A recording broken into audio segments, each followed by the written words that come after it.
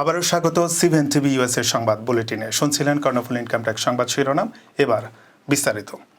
যুক্তরাষ্ট্রের ম্যাসাচুসেটস রাজ্যের বোস্টন ভিত্তিক সংগঠন বাংলাদেশ অ্যাসোসিয়েশন অফ নিউ ইংল্যান্ডের নির্বাচনে অনিয়ম ও ভোট কারচুপির অভিযোগ প্রমাণিত হয় ৩ বাংলাদেশিকে আর্থিক জরিমানা করা হয়েছে। তারা হলেন পারভিন চৌধুরী, সালাউদ্দিন খান ও তানভীর মোরাদ। গেল ২৫ নভেম্বর ম্যাসাচুসেটসের একটি আদালত অভিযুক্তদের বিরুদ্ধে মামলার যাবতীয় ব্যয় বাবদ $1,34,000 জরিমানার রায় দেয়।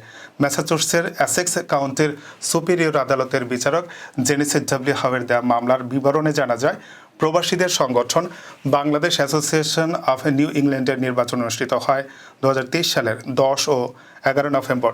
ওই নির্বাচনে ভোট কারচুপি ও অনিয়মের অভিযোগ এনে মামলা করেন সংগঠনের সভাপতি প্রার্থী মাহবুব ই খোদা খোকা।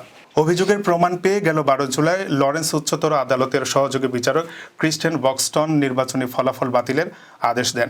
একই সাথে বিবাদী পক্ষকে মামলার সব ব্যয় বহন এবং আগামী ৯০ দিনের মধ্যে নতুন নির্বাচন সম্পন্ন করার জন্য সংগঠনের কার্যনির্বাহী পরিষদকে নির্দেশ দেন।